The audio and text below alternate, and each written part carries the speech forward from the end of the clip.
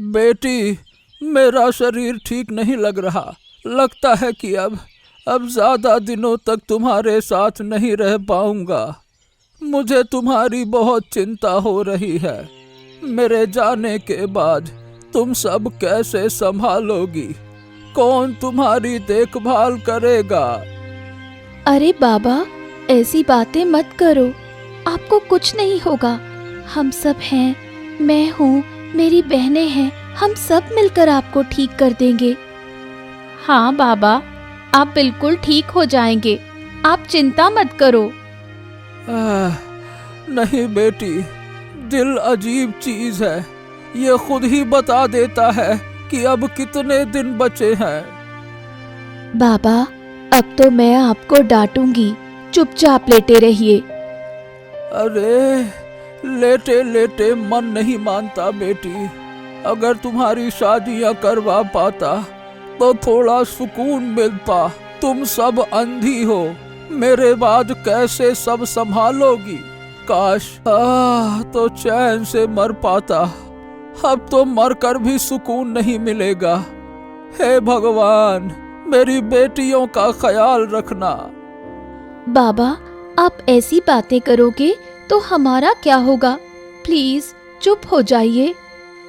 हे भगवान, मेरी बेटियों को देखना। मैं समझ रहा हूँ कि अब मेरे पास ज्यादा समय नहीं है। अब बस तुझ पर ही भरोसा है। अरे बूढ़ी माँ कहाँ जा रही हो? जरा रुको रुको। देवराज, जल्दी बोलो बेटा, बहुत काम है घर पर।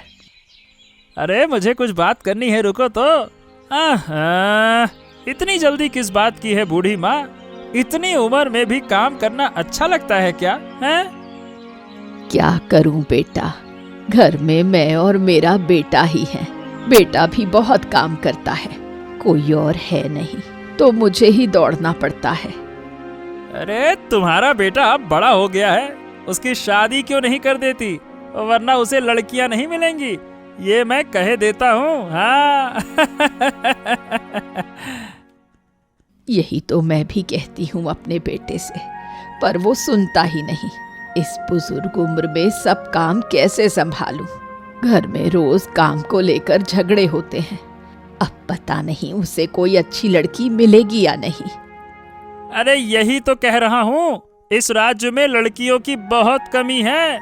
कई लड़के शादी नहीं कर पा रहे हैं, अच्छी लड़की ना मिलने के कारण। हाँ, और तुम्हारे बेटे के पास ना तो रूप है, ना ढेर सारा पैसा है। अरे लड़की ढूंढने में बहुत दिक्कत होगी, पहले ही बता रहा हूँ। हाँ, पता नहीं भगवान ने हमारे नसीब में क्या लिखा है। कोई अच्छी लड़की मिले तो बताना बेटा। हाँ हाँ हाँ हाँ, बिल्कुल जरूर बताऊंगा। चलो चिंता मत करो। अच्छा, अब मैं चलता हूँ, तुम भी अपना काम कर लो।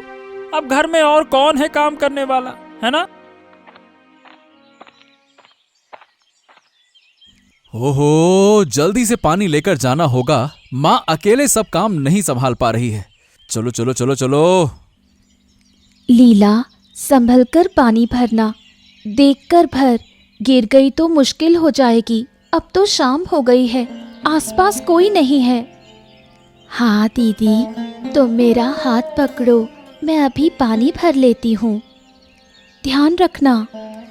ये कौन बातें कर रहा है? दो लड़कियां? अरे ये तो गिर जाएंगी। ऐसे पानी क्यों भर रही हो? सुनिए, ऐसे मत कीजिए, गिर जाएंगी आप दोनों। शुक्रिया, बहुत बहुत शुक्रिया। अगर आप नहीं आते तो हम शायद डूबकर मर जाते। अरे ऐसा मत कहिए। कुछ नहीं होता, कुछ नहीं होता, है ना? लेकिन ये बताइए, आप लोग इस तरह पानी क्यों भर रही थी? हाँ, दरअसल हम चारों बहनें अंधी हैं। कल तक हमारे पिता हमारे लिए पानी भर कर लाते थे या साथ आते थे और हमें घर ले जाते थे, लेकिन आज वो बहुत बीमार हैं, बिस्तर पर पड़े हैं, इसलिए हमें खुद ही पानी लाने आना पड़ा। ओ, तो आपके घर में और कोई नहीं है? है, मेरी 2 बहनें और हैं, लेकिन वो भी अंधी हैं। ओ हो। अच्छा ठीक है ठीक है ठीक है, चलिए आप चिंता मत कीजिए, मैं पानी घर तक पहुंचा देता हूं। चलिए चलिए चलिए। प्रणाम महाराज, प्रणाम। महाराज की जय हो। शुभ प्रभात। अरे मंत्री, आओ आओ आओ आओ, शुभ प्रभात। तो मंत्री, राज्य की स्थिति तो अच्छी है ना? अब तो तुम राज्य की कोई खबर मुझे देते ही नहीं हो। बताओ भला क्या स्थिति है? महाराज, राज्य की खबर तो ठीक है, लेकिन सड़कों की हालत बहुत खराब है। क्या हो गया देवराज, बताओ। महाराज, राज्य की सड़कें बड़ी जर्जर हो गई हैं। सभी रास्ते टूट गए हैं, बार पलटी खा जाते हैं और सारा सामान बिखर जाता है। कई लोगों का बहुत नुकसान हो चुका है।